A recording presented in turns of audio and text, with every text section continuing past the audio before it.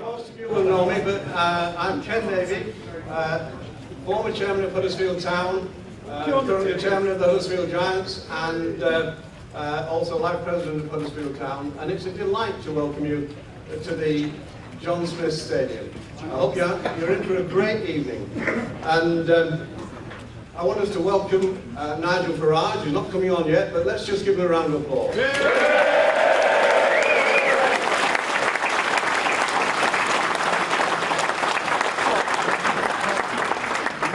Historically, we've always been very proud of our Parliament in this country. It is the mother of all parliaments, the House of Commons.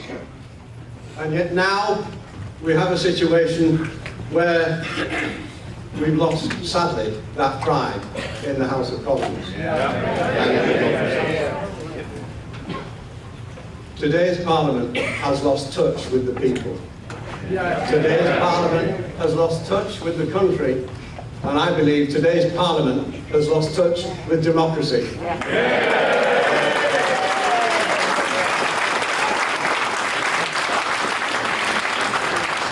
It's now my pleasure to draw your attention to a video of Richard Tice, the chairman of the Brexit Party. Thank you very much.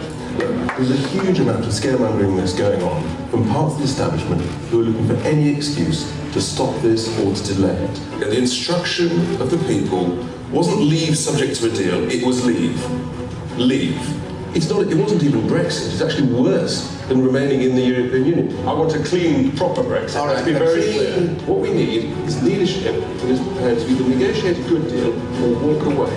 No deal, no problem, no money, we'll save $39 billion for spending back in the UK. Garbage in equals garbage out with these economic models.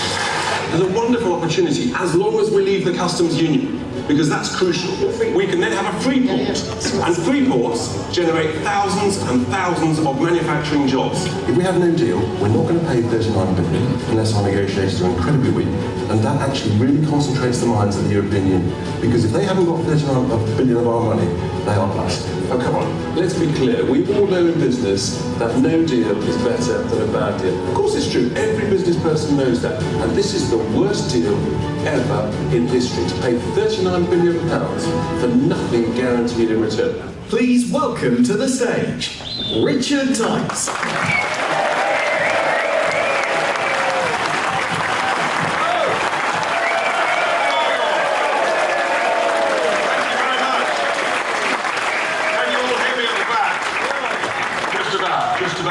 How fantastic it is to be here in Huddersfield, the home of the mighty Giants and Huddersfield Town Football Club. Obviously, I feel a bit of an imposter as a Liverpool fan, but we can't all be perfect. Anyway, I know. But anyway, thank you very much. So I'm Richard Tice. I have a day job, believe it or not, which is that I'm an entrepreneur. I've been involved in setting up small businesses, medium businesses, and large businesses. I've built thousands of homes, creating tens of thousands of construction jobs, bringing hundreds of millions of pounds into the UK. And I used to be a member of a certain political party. I won't mention the name because I resigned a few weeks ago when I accepted the invitation to be the chairman of the new Brexit Party. And love to see Roger at the back there. And as you may have gathered, we've been quite busy in the 4.5 weeks that we've been going. Easter was cancelled, all the bank holidays was cancelled, sleep's basically been cancelled. But we've been quite busy, we're making real progress. And before we carry on, just look at the launch video of the new Brexit Party. We have been betrayed. That is why I set up the Brexit Party. It's why we're going to fight the European elections on May the 23rd. And that is just the beginning of what is needed in this country. Democracy is under threat. And when politicians fail to deliver, there must be consequences. I was too young to vote in 2016, but now I support the Brexit Party because I believe in delivering on democracy. It's time to recognise that actually we are an incredible nation. This isn't about left or right. It's about standing up for our right to be heard. Successful, hard-working, so much to be confident, enthusiastic and optimistic about. That's why I'm supporting the Brexit Party. We are a single nation. We wish to remain a nation. They must adhere to the promises made to the people. Let's be optimistic. And for the benefit of our children and grandchildren, If you want a home and you're a Brexiteer, you join the Brexit Party now.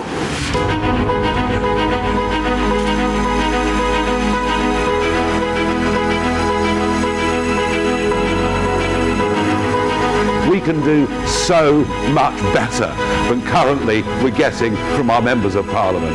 We want to be an independent, self-governing nation, making its own laws, controlling its own borders, and being proud of who we are as a people. Join us, help us, support us, do what you can for us. We need change in this country, and we need it now. Britain needs the Brexit Party, and the Brexit Party needs you.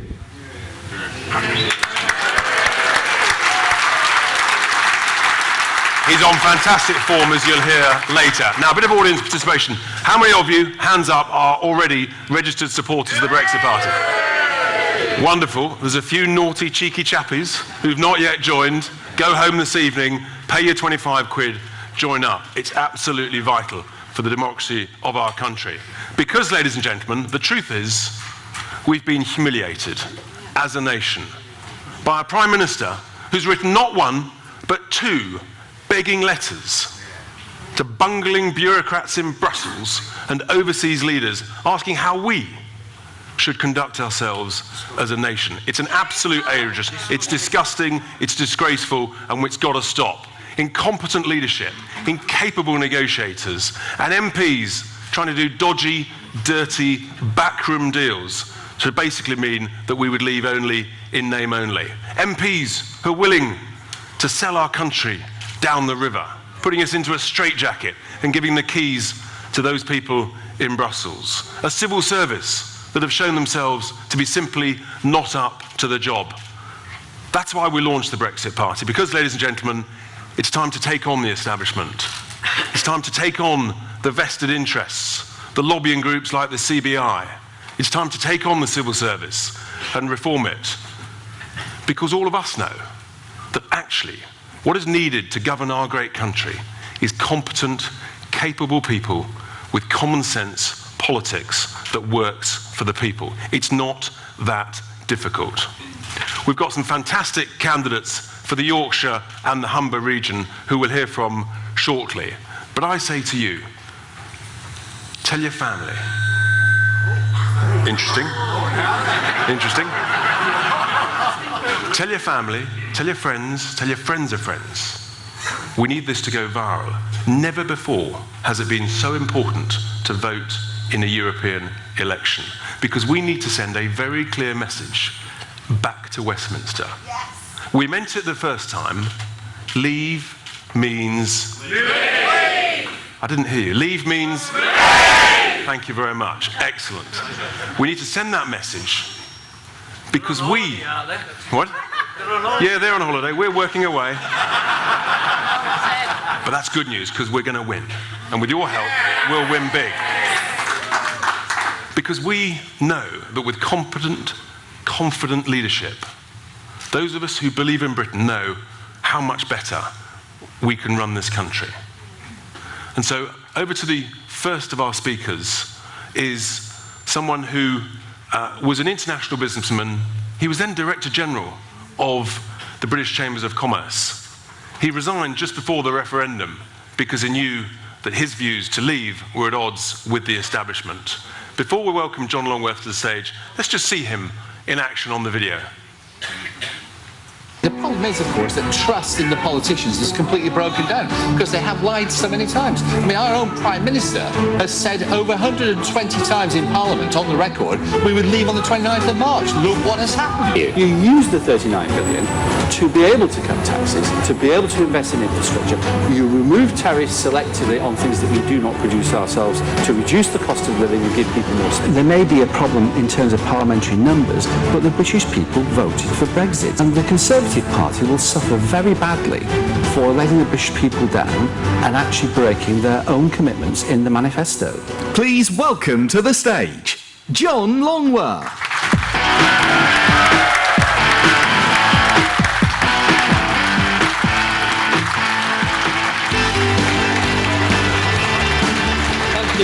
Thank you.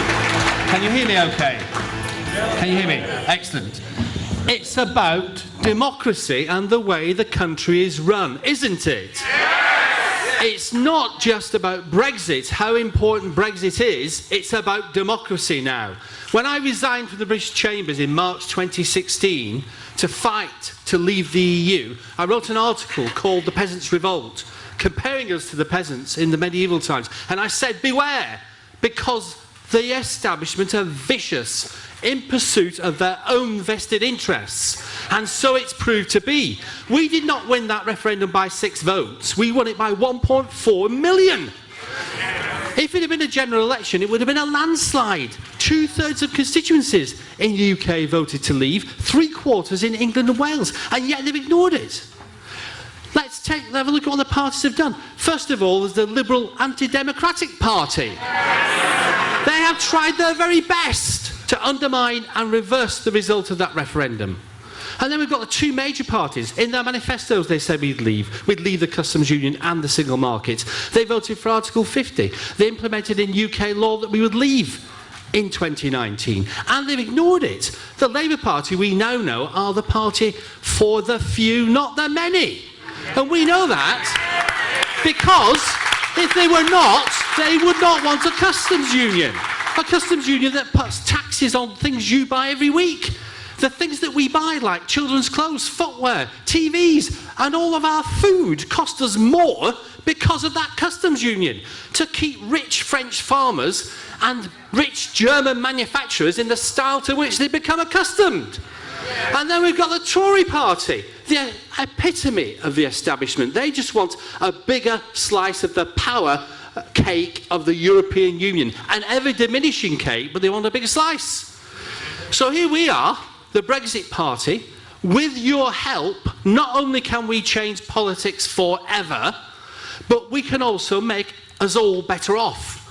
Because actually, if we leave the European Union with no deal on world trade terms, the terms on which most trade is carried out today, including trade from the UK and the EU, we will actually boost the British economy. We will be wealthier as a nation, and we will actually have got our freedom and sovereignty back. So with your help, in my home county of Yorkshire, if you vote for the Brexit party, we will change politics forever. Thank you. We're going to go right to the end. John Longworth, ladies and gentlemen. Almost all of the candidates never imagined a few weeks ago that they would be standing to be an MEP. But they've shown the courage and the bravery to put their head above the parapet, to take all the incoming fire, the flack, the grief that comes with it. And our next candidate has also lived in Yorkshire for over 20 years, spent the last 5 years in Beverley. He works for the Freedom Association. Please welcome to the stage, Andrew Allison. Please welcome to the stage, Andrew Allison.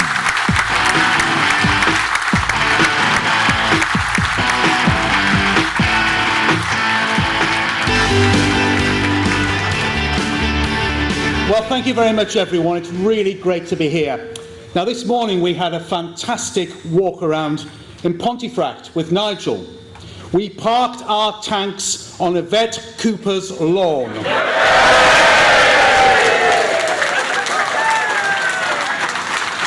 And along with all the other Ramonas, she should be very worried. They don't care about their constituents. They treat them with contempt. And the Brexit party is here to go after them, and we are not going away.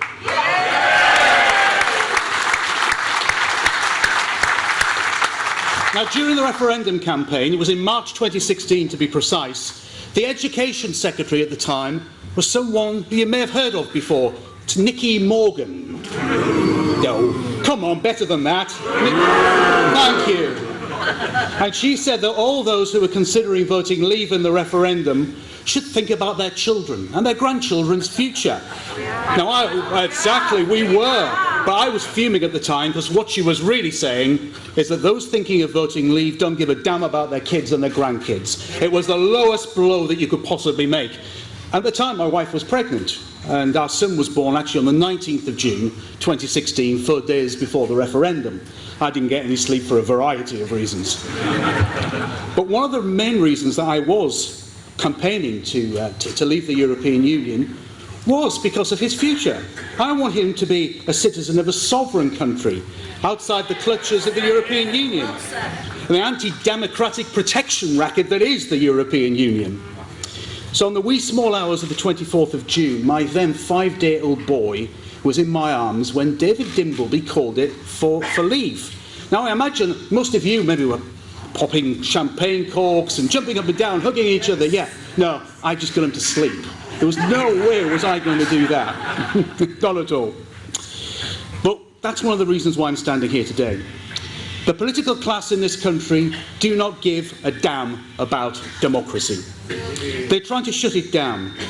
And I want my son to grow up in a democratic, free society where we make our own laws, where we decide our own future, decide what's in the best interests of this great country of ours. I voted leave.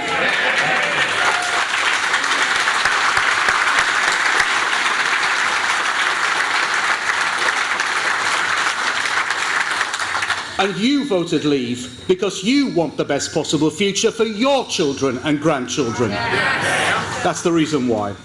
Now, as Richard said, I never thought at the beginning of this year I'd be a candidate for the Brexit Party, but I did realise a couple of months ago that it's something that I would have to consider, and I'm pleased that I did.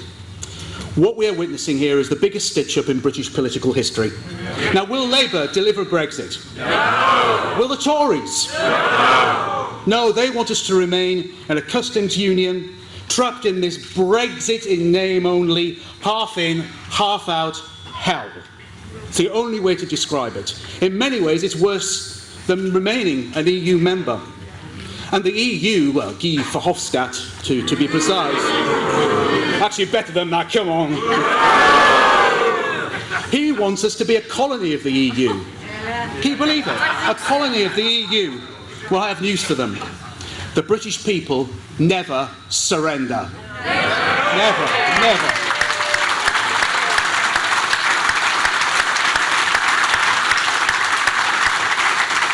So please make sure you go to your polling station on the 23rd of May and place a cross against the Brexit Party candidates. But more importantly, tell your family and friends what you're doing. Urge them to do the same. Now, changing politics for good is our aspiration. With your help, we will make it a reality. Thank you.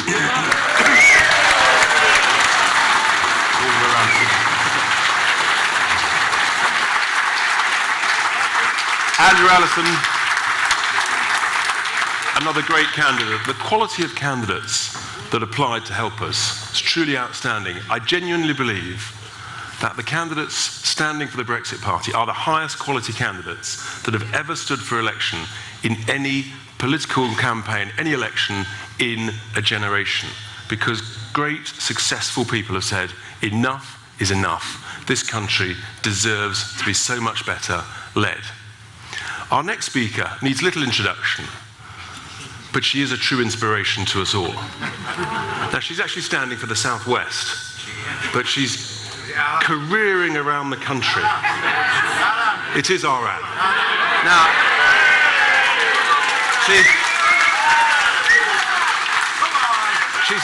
the great thing is, this is her third career. She had a brief spell for 23 years as a member of Parliament. We are in a complete mess. We've got the worst Prime Minister since Anthony Eden. We've got the worst leader of the opposition in the entire history of Labour. Sometimes technology works, sometimes it doesn't. It's a bit like my computer. But I hadn't finished, actually, because the truth is, that was Anne's only first phase when she was a Member of Parliament for that political party for 23 years. Then she realised that much better things were to come, and she would teach the country how to dance in Strictly Come Dancing.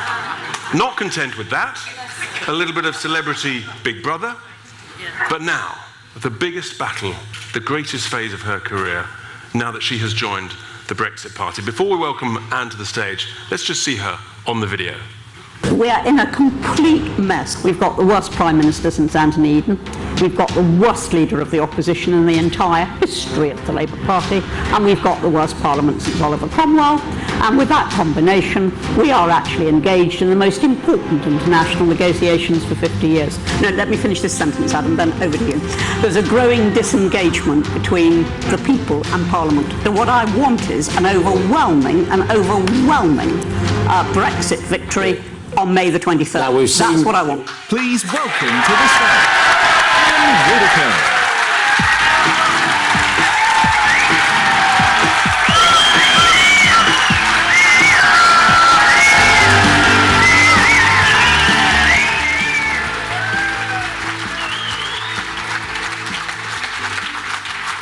Right. I want to ask you a couple of questions. Well, actually, I want to ask you 4 questions. Do you believe that it is possible to control our own laws and remain in the EU? No! Do you believe it's possible to control our own borders and remain in the EU? No! Do you believe it's possible to control our own trade and remain in the EU? No! And do you believe it is possible to be governed by our own democratically elected government and remain in the EU? No! Well, those 4 no's are why 17.4 million people voted to leave.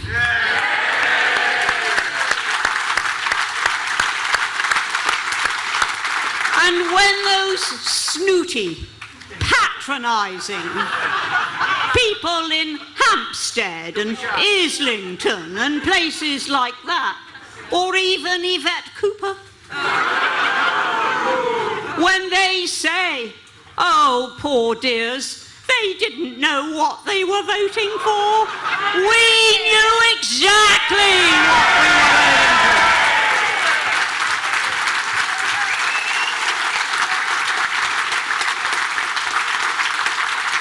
We also knew what they were voting for.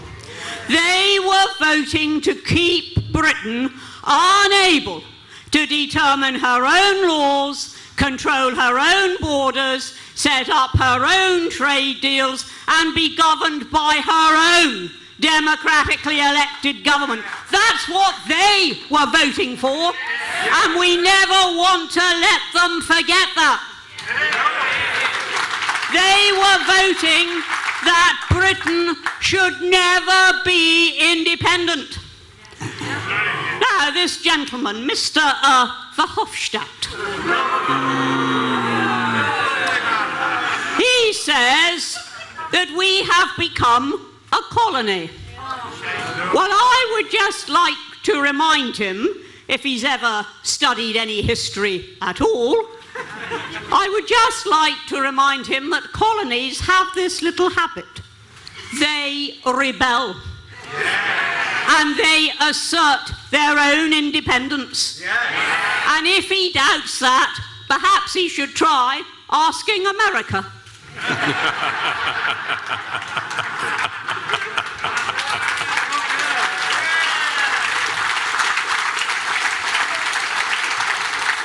But in saying that we were a colony, he gave away the agenda of the EU. And I have lost count of the number of people who have said to me, from all age groups, that although they voted with conviction Remain in the referendum, the way the EU has treated us has convinced them that if they had another chance, they'd vote leave.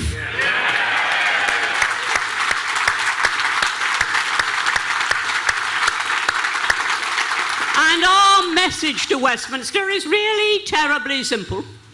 Either they let Britain leave the EU, or we will make them leave Westminster.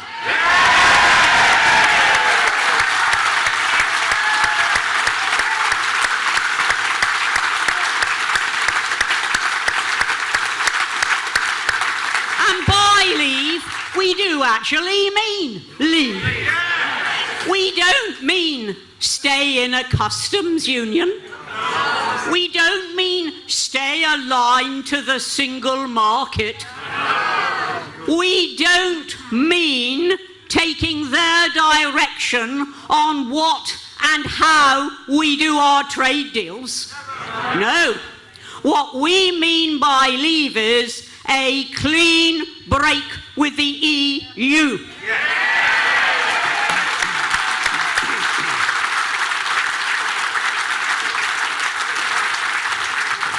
Of course we want good trade relations with them afterwards. Of course we want to cooperate with them on security matters, but we do not want to be run by them, and we will not be run by them. And that is our very simple message to our politicians.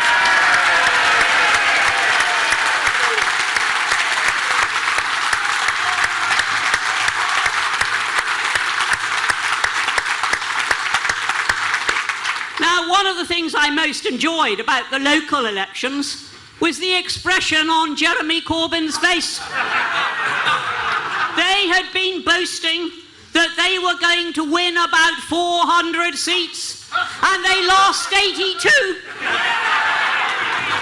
And he looked just a little bit unhappy. And that was the moment that Theresa May should have seized.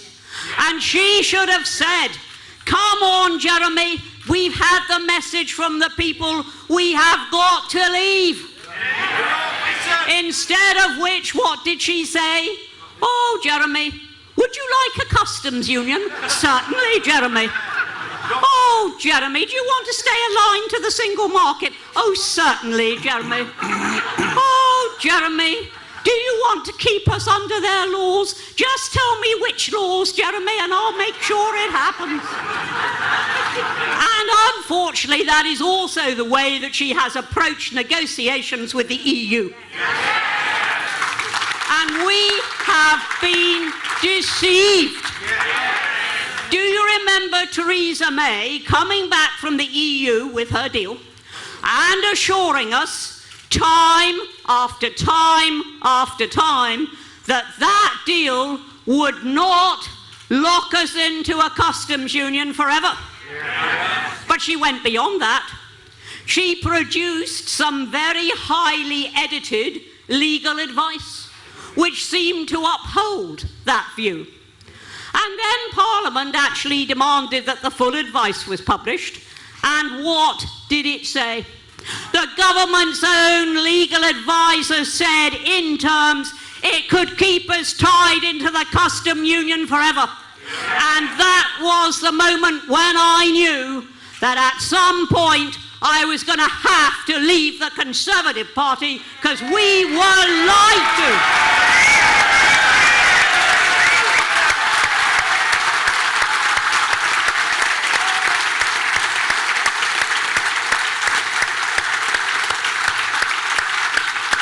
And you know, in the end, I didn't even have to leave because they threw me out.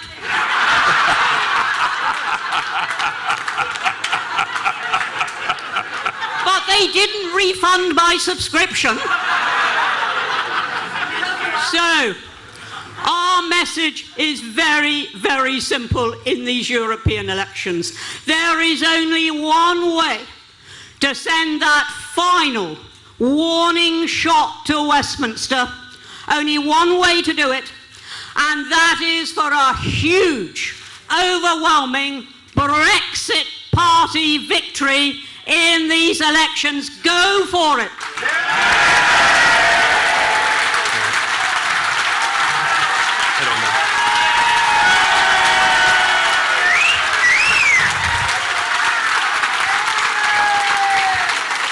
Isn't she great?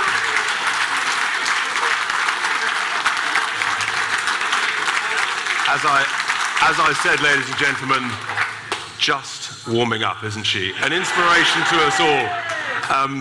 Absolutely fantastic. And so to our next speaker. Again, never imagined that he would be standing to be a member of the European Parliament. He was born in Leeds so he knows Yorkshire. He's a historian, but he's also worked in Brussels. So he knows what he's talking about, and he wrote a fantastic book on the European Union. Please welcome to the stage, James Heartfield.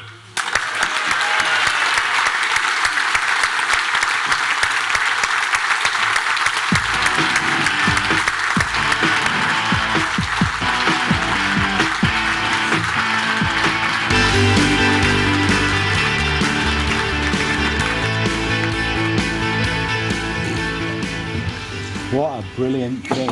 What a brilliant thing we have done. And we're just beginning to do it. It is going to be so good. We are really going to show them. We're going to change politics. We really are going to do it. It's a bit, especially after Anne, it's a bit like having the hand of fate on your shoulder. And I keep getting this message as I'm listening to the other side. They're Listening to the other side, making their story. And what they're really saying is, we're not good enough. That's the real meaning of it. They don't like what we say. They don't like what we say as voters. And when they say that if we don't have a deal, we'll be screwed, what they really mean is that our business, our work, is not good enough to succeed. They think that a deal, hiding behind the European Union, is the best way, because they really don't think that people in Britain can compete on the world stage. Just like they don't value your vote, they don't value our work either. It's on my shoulders now.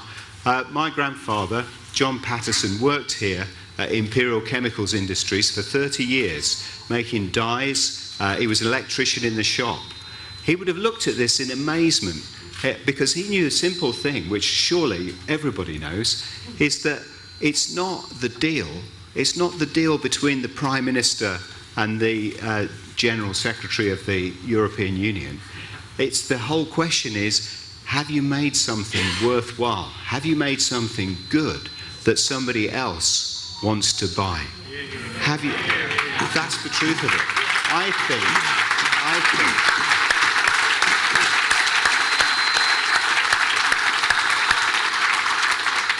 think people in Britain can make some great stuff. Out at Syngenta now, they're making fertilisers to feed the world, to help feed the world. That's what's happening there now. We can do this thing. We can change politics in Britain. But more than that, we can be confident that's not a bad story, as we keep being told. It's a great story. It's the chance to do something that we will be proud of, to make our country succeed in the years that come.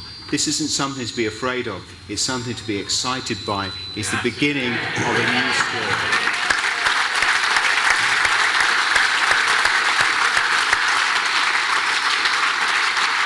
I've got nothing else but vote. Vote, vote. Get everybody you know out on the 23rd. And we're going on, and Peterborough and more. This is just the beginning of where we take it. Thank you.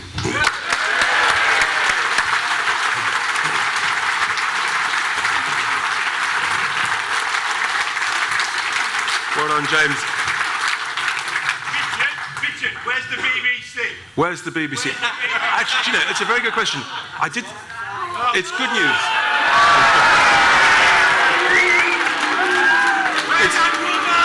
It's lovely. It's lovely to see them. It's a shame Andrew Marr's not here. The thing is, though, ladies and gentlemen, when we vote for the Brexit Party, I want everybody to understand what we're voting for. We are voting for a WTO Brexit. The second thing we're voting for, and we've made this very clear in the last few days, we're going to demand that our elected MEPs will have a significant role in the negotiating team. Because the truth is, Westminster had their chance and they blew it. Utter shambles. Whereas the sort of quality of negotiator, who is our next speaker, He's been involved in international business and business deals all over the world. He knows what a great nation we are. He knows that we should take our rightful place around the world. He's negotiated deals all over the world. It's fantastic to have him as a candidate. Please welcome to the stage, Jake Pugh. Please welcome to the stage, Jake Pugh.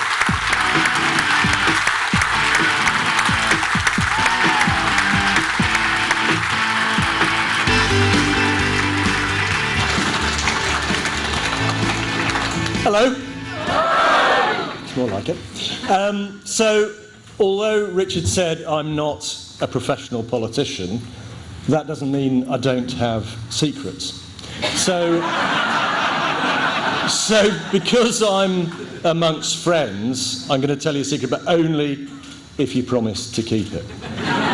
So, whilst I am proud, incredibly happy to be standing to represent Yorkshire and the Humber, I was actually brought up the other side of the Pennines.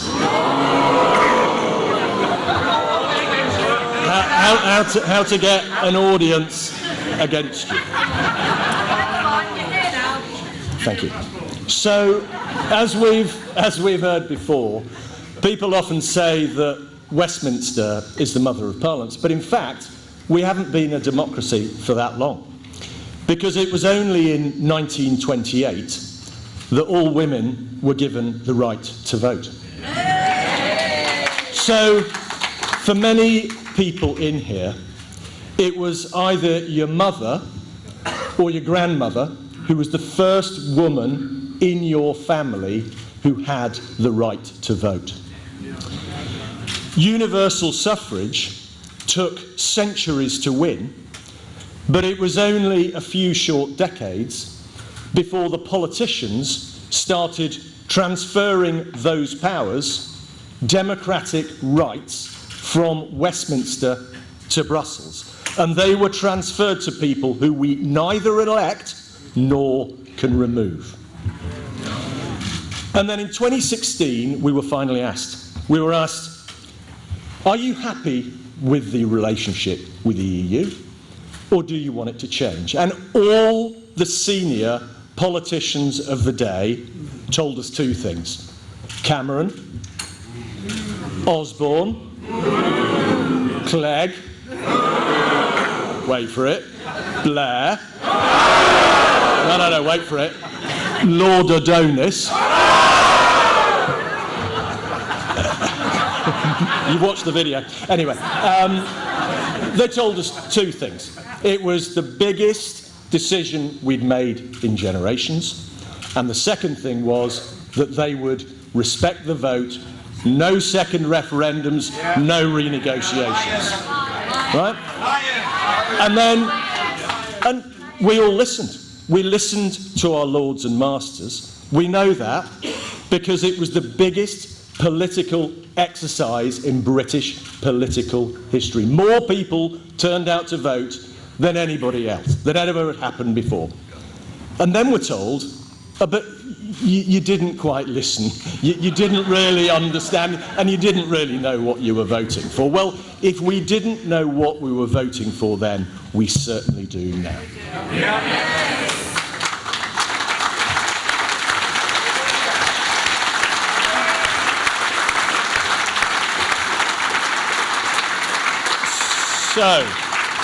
So we demand nothing less than the full restoration of our democratic rights and freedoms. And the question is why?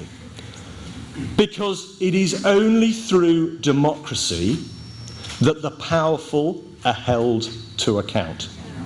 Because in our society, it is only at the ballot box where we are all equal. Rich, poor, old, young, especially those without advantages or privileges, the less privileged, and those without a voice. They count the same as the rich, the powerful, and the connected.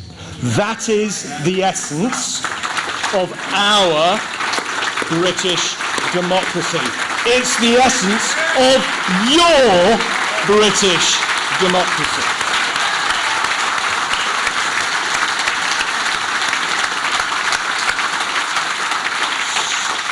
So I ask you please on the 23rd of May to vote for the Brexit Party, and when you put your cross on the paper, think of every woman in your family that never had the right to vote, but also think of those less fortunate than ourselves, because it is for them that we want to change politics for good. Thank you.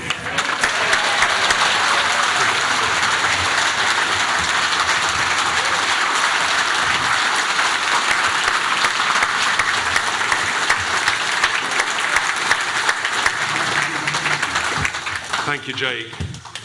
And so, ladies and gentlemen, to our next speaker. We have all sorts of varied skill sets. Our next speaker was almost a professional opera singer. If you're really nice, you never know, she might sing. She was a fishmonger for a number of years. So she knows what a huge opportunity taking back control of our fishing waters is to coastal communities up and down the country. For the last few years, she's been campaigning for the Eurosceptic cause, for Leave. She's been setting up groups all over the country because she knew that there was trouble ahead after the referendum. Please give a huge round of applause. It's fantastic to have her here. Lucy Harris. Please welcome to the stage, Lucy Harris.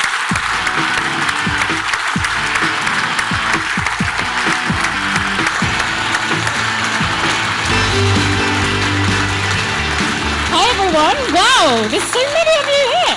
I recognise a few faces as well, so many of you. So hi, as Richard was saying, I have been going across the country, meeting so many of you and getting to know all of you.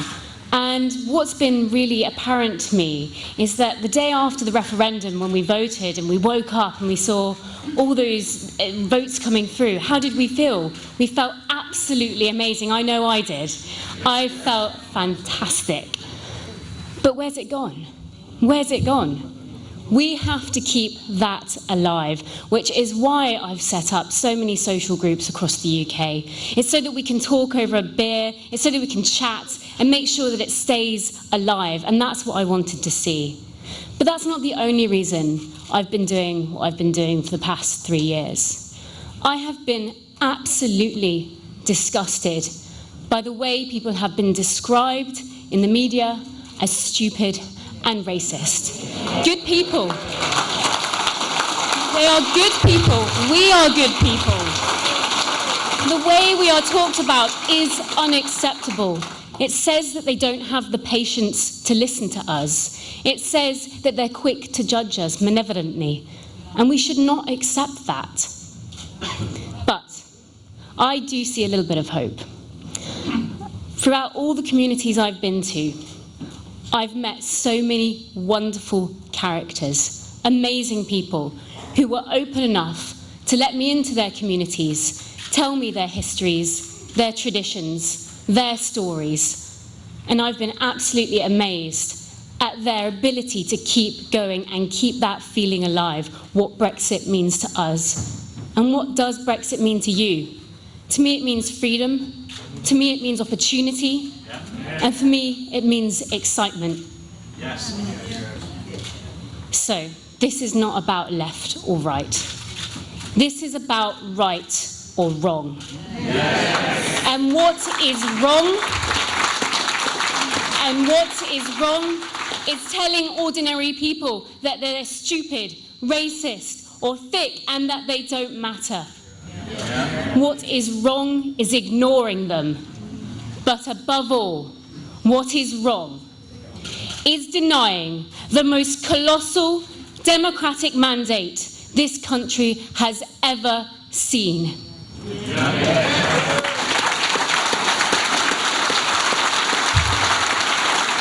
So I'm going to put my faith in you in the room because I believe in you.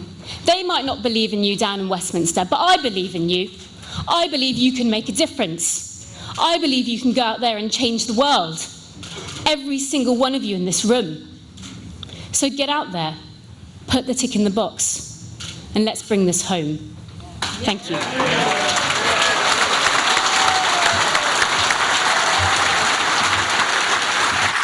Great.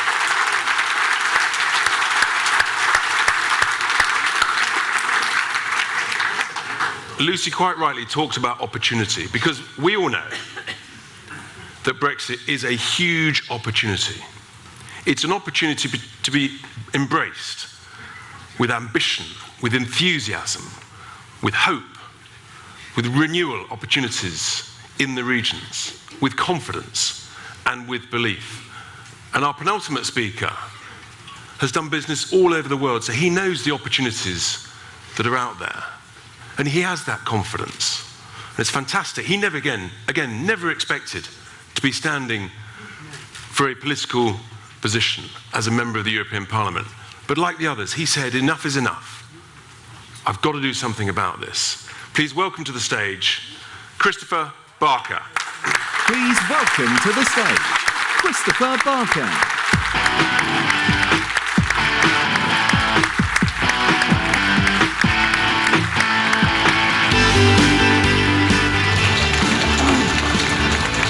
Thank you, Richard. Good evening, Huddersfield. Good. Hey up, lass.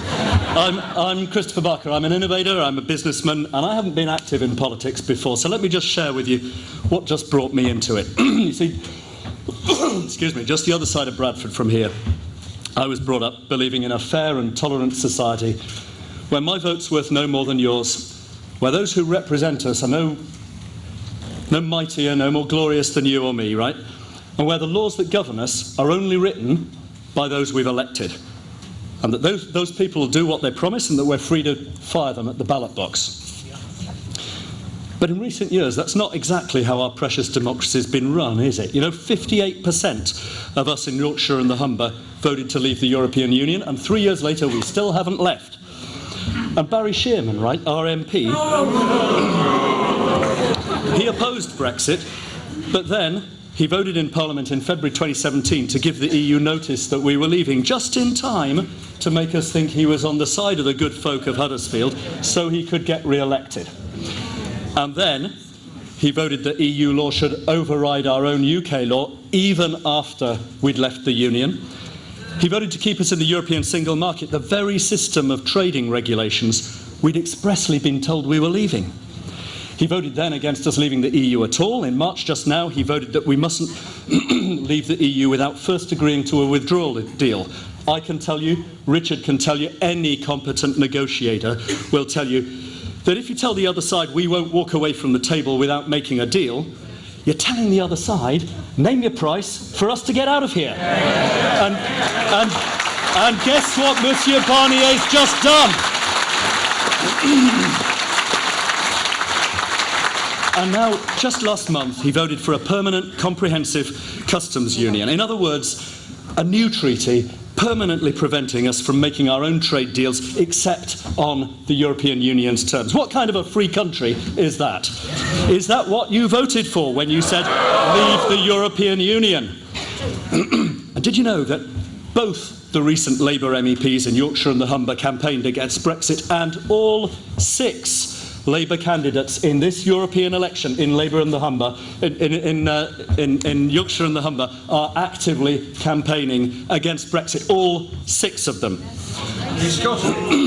And when we tell these cynical career politicians that they're not listening, what do they tell us?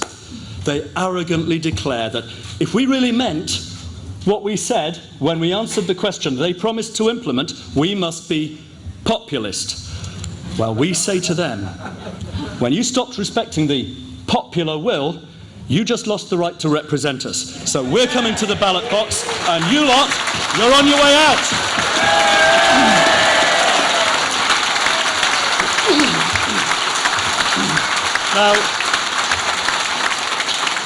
Now look, lots of us are concerned that our community's been divided by the Brexit debate. We need to heal the divide, and I agree.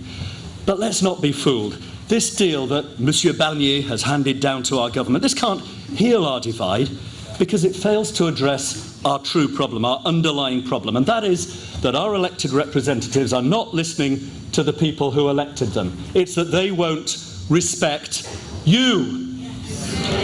Because the difference between us and them and this crop of politicians is that when we say Brexit means Brexit, we mean it. And when we say no deal is better than a bad deal, we mean it, and we expect you to mean it if you purport to be acting on our behalf. And the difference between so many decent, hard-working, caring former supporters of the Labour Party and the party they used to support is that they too believe, with us in the Brexit Party, that in a democracy worthy of the name, our legislators must do what they promised when we sent them to do their job. That's why so many people from across our political spectrum have been coming to the Brexit Party in this extraordinary wave, this shift for good and for positivity in British politics. They're demanding competence in our government in place of the elementary negotiating shambles this lot have made of it. They're demanding honesty from our parliamentarians across the spectrum, and yes, that includes from the next MP for Huddersfield. And they're demanding respect, ladies and gentlemen, respect for the will of the people, respect for you. And you know what? We don't deserve it. Yes, sir. Starting at these European elections on the 23rd of May, and with your support, we're going to deliver it, and together we will change British politics for good. Yeah.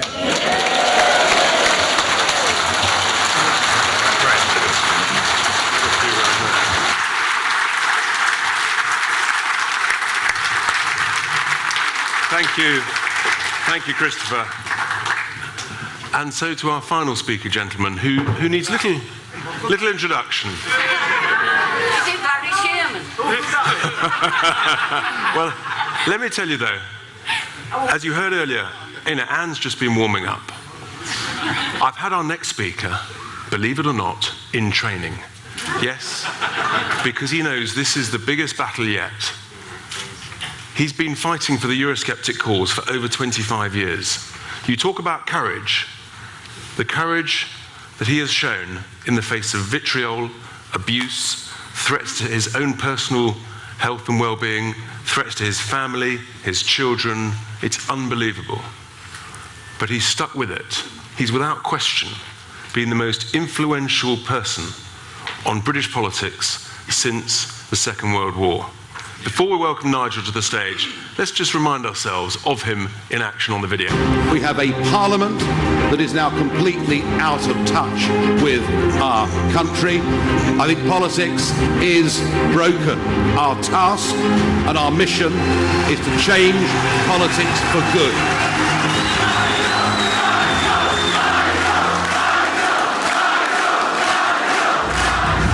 The Brexit Party has been formed because, very simply, the government and Parliament do not wish to deliver Brexit. We are fighting back. The whole of our politics needs changing.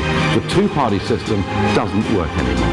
If they thought we were going to give up, they've got another think coming. This country needs the Brexit Party, and the Brexit Party needs you. Thank you. Please welcome to the stage, Nigel Farage.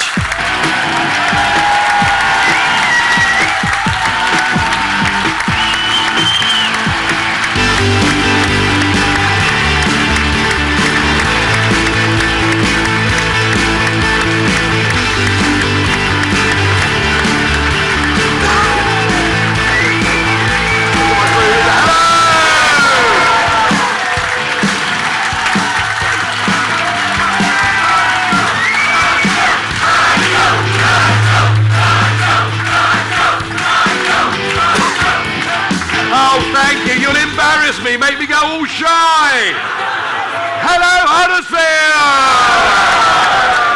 Great to be here in what my friend Geoffrey Boycott tells me is God's own county. Is he right? I thought you'd say that. Yorkshire people always do. You know, I've been thinking about it today. There are two things that I've learnt since that referendum, and I think the country has learnt since the referendum.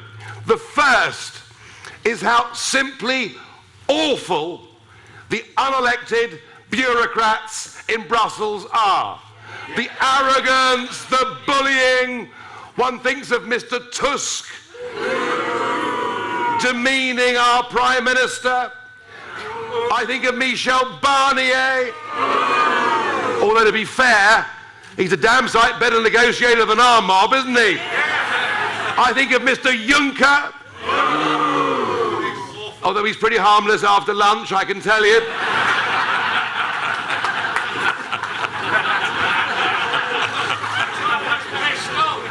I like Juncker. I mean, I realise I haven't got a drink problem compared to him. He cheers me up now and then. And even the elected ones aren't very nice. I think of the snarling Verhofstadt, who clearly hates the United Kingdom and everything we stand for. So I think many people in this country have learned, and even though I'm not a supporter of Theresa May in any way at all, when she goes abroad, she is still our Prime Minister. And to see her talk down to him in this way, to see her allowing herself to be humiliated in this way, I think it's been a disgusting spectacle. I really do. I really do.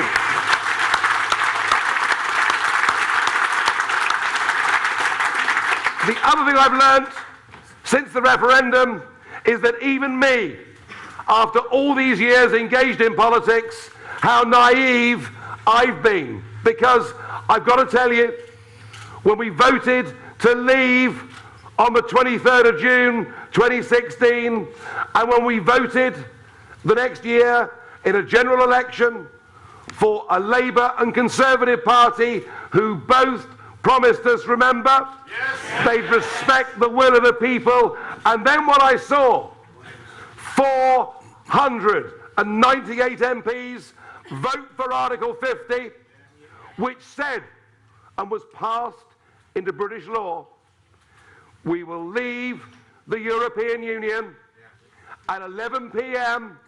on the 29th of March 2019, and we didn't leave. And I realise, I actually thought that our political class would deliver this, and I've realised that just voting to leave the European Union on its own, it's simply not enough. We have to replace much of this political class to get politics back to where it needs to be in our country.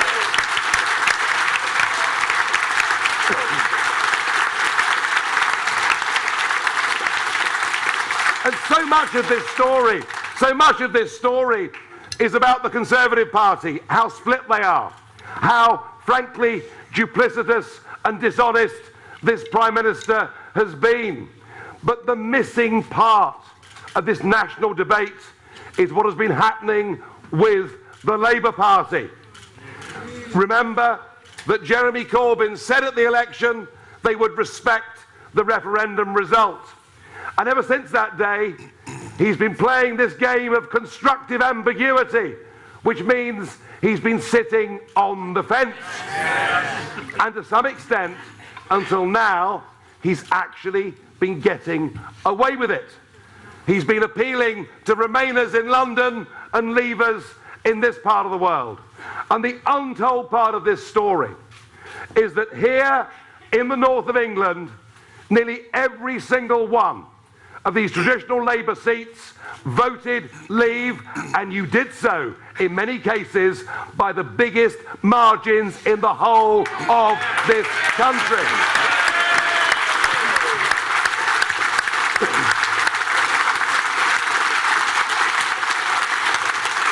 And yet, there I was today, in the constituency of Pontefract. 70% of the population voted Leave, and their Member of Parliament, one Yvette Cooper. We're coming to that. Just hold your horses. You don't need prompters here, do you? Crikey.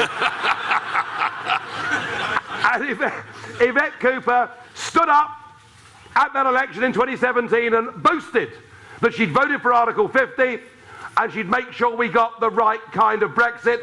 She has then spent the last 2 years doing everything she can to undermine Brexit, to stop Brexit, to force a second referendum. If that is not political betrayal, I don't know what is.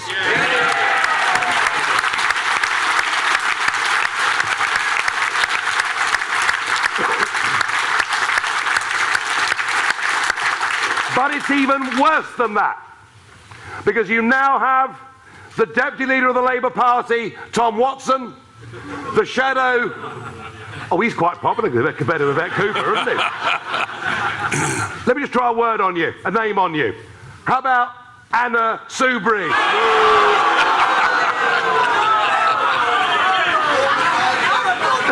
I was lucky enough to be on Question Time last Thursday with Anna Soubry. I really have absolutely no idea quite why she's so pleased with herself, but there we are. But I think Change UK. Well, come on. Be fair. They've changed their name. They've changed their logo, so it now looks like a Sainsbury's checkout barcode. They've changed their Twitter handle, but they, of course, don't want to change anything. And they're going to lose their deposits in many seats, and it's the last we're going to hear.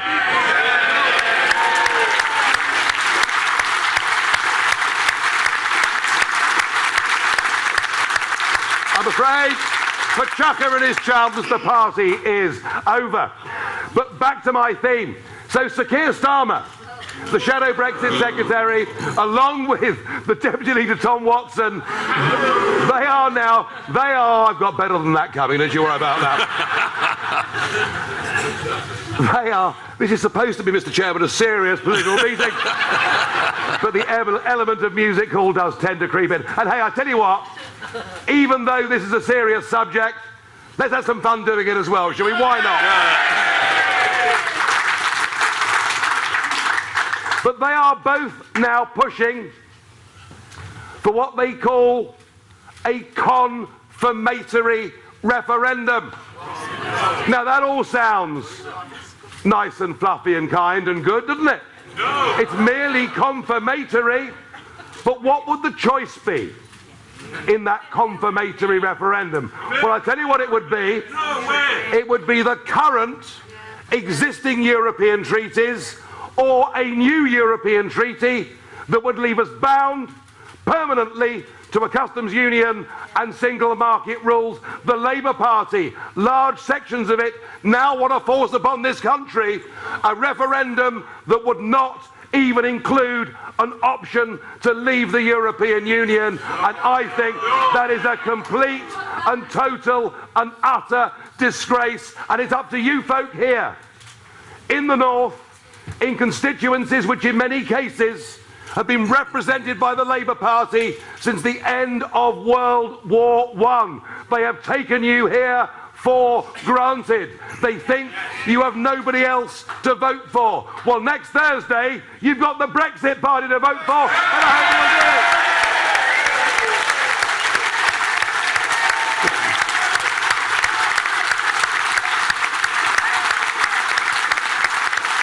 And of course,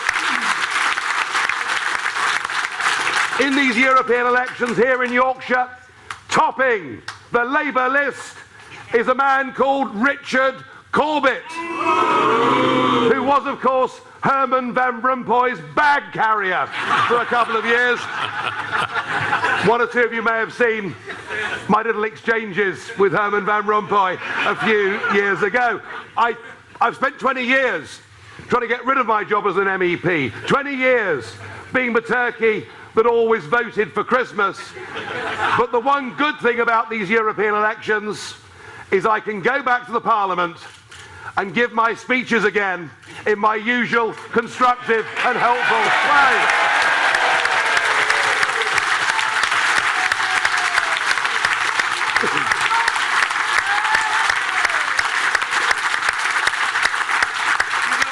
The truth is, folks, this is about more than just leaving the European Union. This is about democracy. This is about trust that needs to exist between the government and the people for us to continue to live in a civilised society. This is about the bedrock of all that our civilisation is based upon. It's about how the rest of the world sees us. Because frankly, we have been reduced to a laughingstock. And I don't think with this current two-party system that it now serves anything but the interests of those within it. I think what we need to do is to go out next Thursday to score an extraordinary and unlikely victory, particularly given the fact we didn't even exist 5 weeks ago. I mean,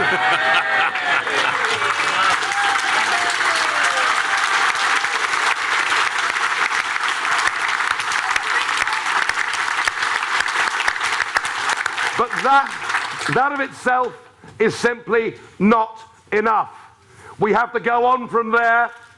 We have to absolutely make sure that we get the Brexit that we want. And either Westminster listens to the message that I hope and pray you are going to send them next Thursday, or we have to prepare for the next general election and replacing those political parties who've let our country down so badly.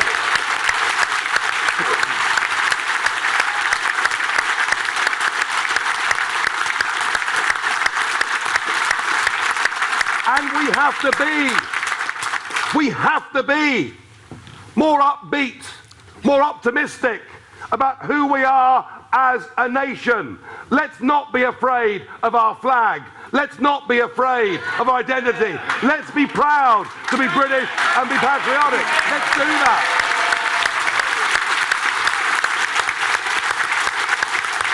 Is the election broadcast been shown yet? Is it ready? It's ready. Yeah. I'll show it, shall I? Yeah. On that theme of being upbeat, I've been asked whether I'm going around the country stirring up anger. I'm not. We're going around the country saying to people, don't get mad, get even. Let's be positive about this.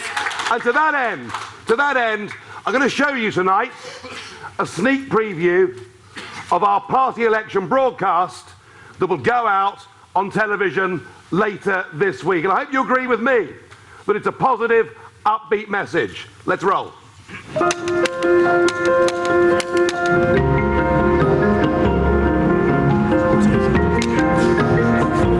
Morning. Sorry, I've forgotten that. I'm blonde. Can set my nose off. People gave their lives for the right to vote. To be able to change the things they didn't like. We thought our votes meant something. But we've been let down. We've been betrayed. Our country has been humiliated by politicians. Those who we trusted with our vote. We deserve so much better than this. Politics is broken and our democracy is under threat. Enough is enough. It's time to change politics for good. That's why I'm standing. That's why I am standing. I am standing. I am standing. That's why I'm leading the Brexit Party in the European elections on May the 23rd. It's why I'm standing for the Brexit Party, so my community isn't decimated by politicians who don't listen. And that's why I'm standing for the Brexit Party. Because we deserve better. We deserve politicians we can trust and who deliver on their promises. There is a huge disconnect between the MPs and the people. We have all seen what can happen when people lose faith in democracy.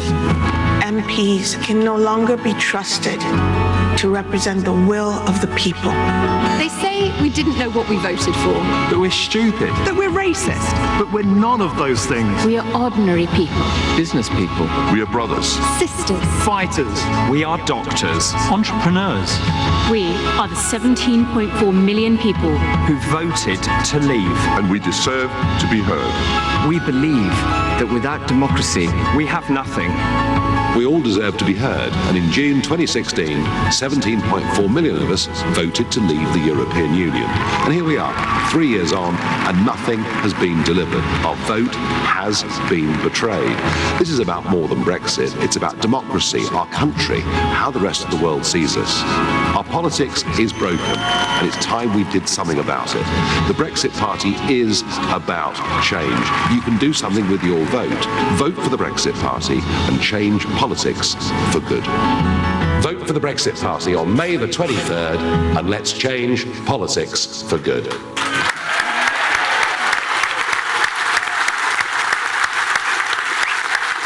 So come on.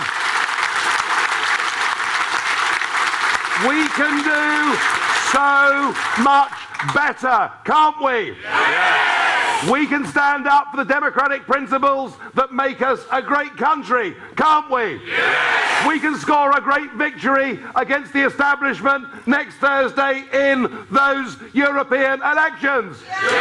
I need to ask you, are you with us? Yes. Will you help us? Yes. Will you spread that message and get people down to the ballot box next Thursday? Thank you, Huddersfield!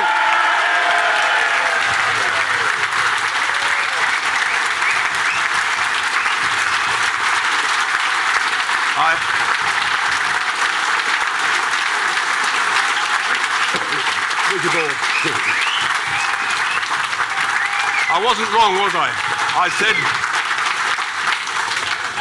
I said he'd been in training. I said he was just warming up. He is back, and we are going to win next Thursday, and that is just the beginning. We need your help. If you haven't signed up as a registered supporter, please do. You can also, if you don't like online banking, understandable for some, do send a cheque to the address on the party website, because politics is expensive and we need everybody's help. Now, we have just got time for a few questions, and we'll give Nigel a quick breather. So, Anne, if I could ask you a question from Dennis from Heckmondwick.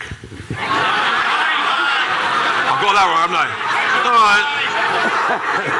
I'm a humble bloke. I'm just the warm-up act, really. Here we go. I won't try that again. It's a very simple question. When are we actually going to leave? Well, it doesn't look as if that's going to happen anytime soon, does it? No. It was going to happen on the 29th of March. It was going to happen on the 12th of April. It was going to happen at the end of June. And now, allegedly, it's going to happen on Halloween. Do you expect it to happen on Halloween? And if we do leave, do you expect us to be really leaving on Halloween? Well, that's the answer, so I'll tell you when we're going to leave. We're going to leave when the Brexit Party is running the show.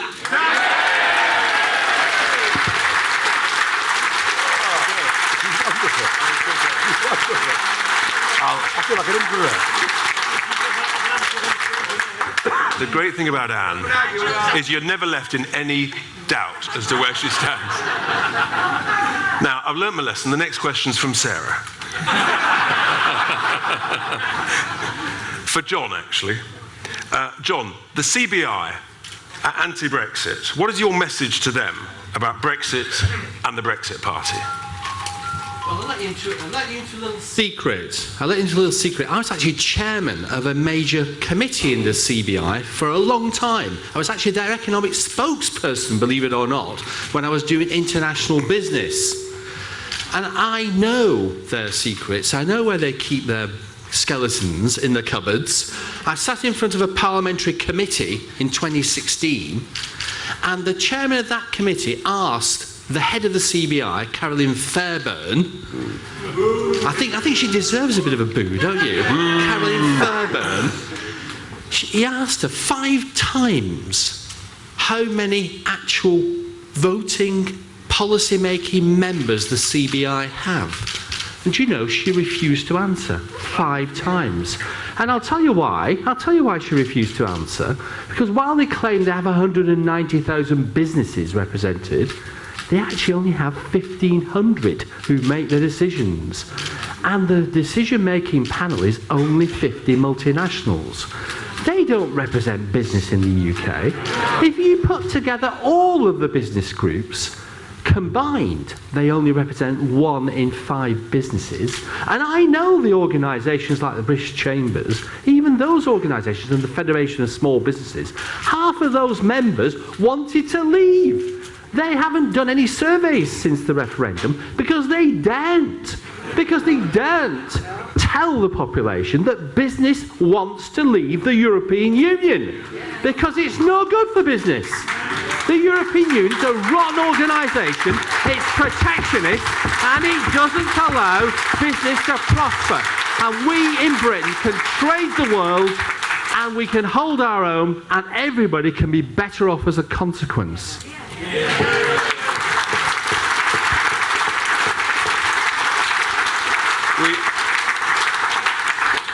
We always get the question, we can have a bit of fun in politics, and we always get the question, Nigel, what's your favourite beer? But I think in the John Smith Stadium, that's probably not quite fair. So I'll take a question instead from Gary. What can we do at the local level to change the current political climate? Nigel. Well, I think the answer to that is very simple. That we've got a set of elections coming up next week, a national election, a European election, and here's one of the problems. One of the problems is that for many people, they are so disgusted that their vote's been ignored, that promises have been broken, that there's a danger from our side of the argument that many like us, who want this to be a free, independent country, are so hacked off, they might stay at home.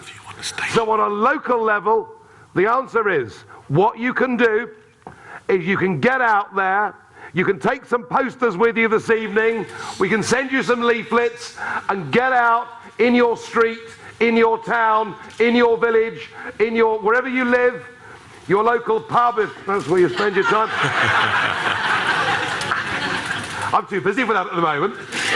But you can go out and spread the message, and when you where you find people who feel utterly disenchanted with the process, say to them that if they stay at home, the other side wins.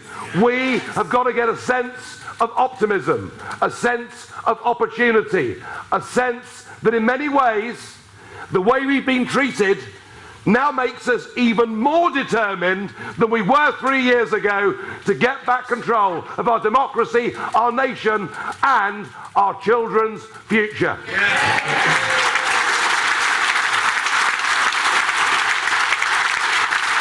So, ladies and gentlemen,